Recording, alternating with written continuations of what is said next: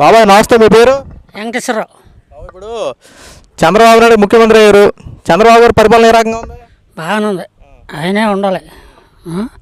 మరి నీళ్ళు కూడా 10 రోజులు బాగా కంటిన్యూగా వదిలితే ఉడుపులు అయిపోతాయి. అది అప్పుడు పోలవరం కంప్లీట్ అయితే అన్నీ నీళ్ళు వచ్చాయి, అప్పుడు చేయకే కదా ఇవన్నీ. అదేలే రాజశేఖర్, అదే జగన్ గడ ఏడిపించాడుగా. మళ్ళీ కట్టేత 2022 కంప్లీట్ చేయాలి. నీళ్ళు పొట్ల మీద అట్ట ఎండిపోయినాయి, 4 రోజులు ఎండిపోయినాయి. అది చేసిన పనికి ఇప్పుడు బాగానే ఉంది, కానీ 10 రోజులు కంటిన్యూగా ఎత్తేయమనండి. ఎత్తితే ఉడుపులు అయితే తర్వాత ఎన్ని వచ్చినా సరిపోతాయి. ఇప్పుడు వ్యవసాయాలు ప్రారంభించారు, ఇప్పుడు ఎలా ఉంది ఇప్పుడు పరిస్థితి? బాగానే ఉందిగా.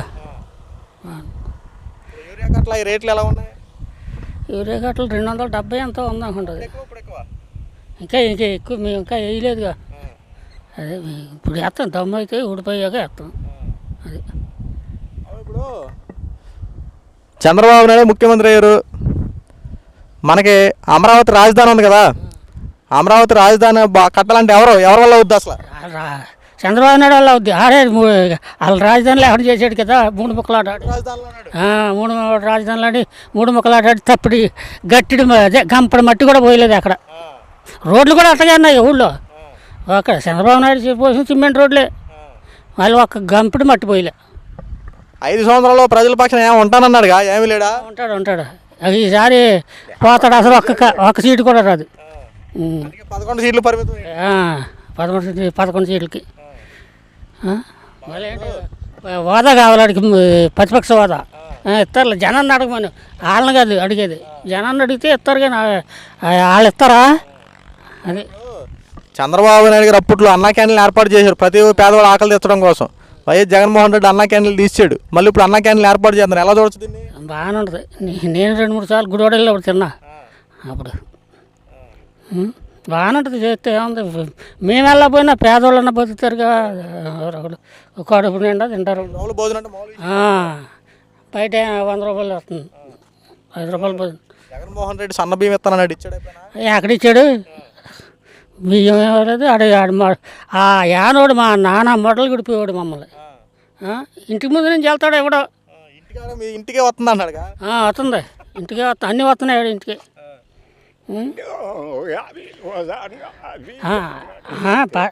మా ఇంటి ముందు నుంచి వెళ్తాడా? కేకేసినా ఎవడో. మొన్న ఎలక్షన్ ముందు అడిగితే గట్టిగా మీ శాసనం చేసుకోండి అంటున్నాడు. ఇప్పుడు మనిషిని పెట్టి ఇస్తున్నారు, ఏం దగ్గర మనిషిని పెట్టి ఇస్తున్నారు. సరిగ్గా అందుతున్నాయి, సరిగ్గానే అందుతున్నాయి. బియ్యమేగా ఇచ్చేది, ఇంకా కందిపప్పు ఏమీ కలేదు. ప్రారంభిస్తారు, స్టార్ట్ కావాలి కదా కొత్త సంవత్సరంలాగే అన్నీ. అప్పుల వారం పెరిగిపోయింది. అప్పులు చేసి వెళ్ళిపోయాడు. చేస్తాడు ఆయన, చేస్తాడు. చంద్రబాబు నాయుడు గారు రైతుల పక్షాన ఉంటాడా, జగన్మోహన్ రెడ్డి రైతుల పక్షాన ఉంటాడా? చంద్రబాబు నాయుడు ఉంటాడా? ఎందుకుంటాడు? ఆడికి కావాల్సినవి కట్టుకున్నాడు కదా, పర్మిషన్ లేకుండా. ఎదరోడు కడితే పడదొస్తాడు, మరి ఇటు కడితే ఎవడు పడదొస్తాడు? ప్రజల సొమ్మే కదా అదంతా. రుసుకొండను బోడుగుండి చేసి 450 కోట్ల రూపాయలు పేదోడికి ఇస్తే సుఖపడి ఓడి కదా. సెంటున్నారు, ఈయన 3 సెంట్లు ఇస్తా అంటున్నాడుగా. 3 సెంట్లు ఇస్తానన్నారు, 4 లక్షలు ఇస్తానన్నారు. టౌన్లోనే అయితే 2 సెంట్లు కావాలా, పల్లెటూరులో 3 సెంట్లు ఇస్తా అన్నాడు. సరిపోతుంది, 3 సెంట్లు అయితే ఏముంది. బాగా నడుతాయి పరిపాలన. బాత్రూమ్కి 15 లక్షల రూపాయలు ఖర్చు పెట్టాడు. చూస్తాను నేను పేపర్లో అవన్నీ అంతా.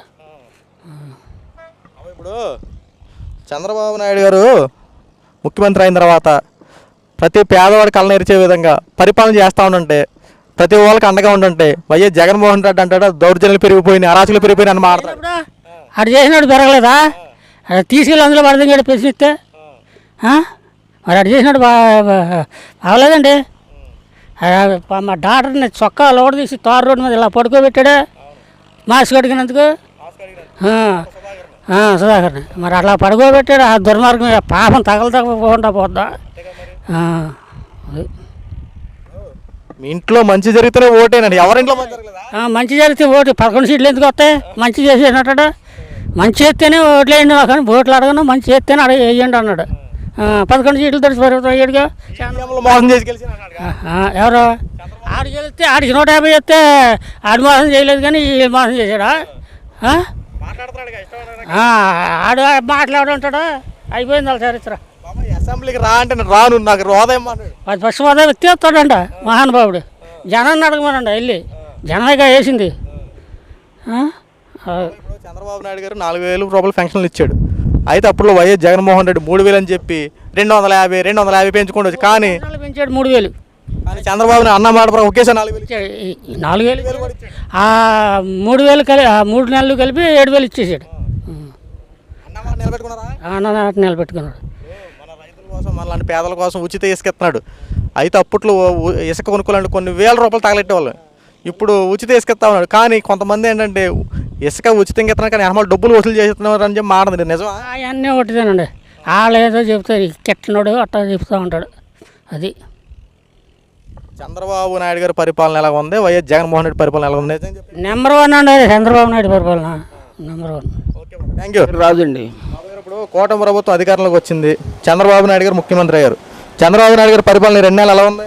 2 నెలలు పర్లేదండి, బాగానే ఉంది.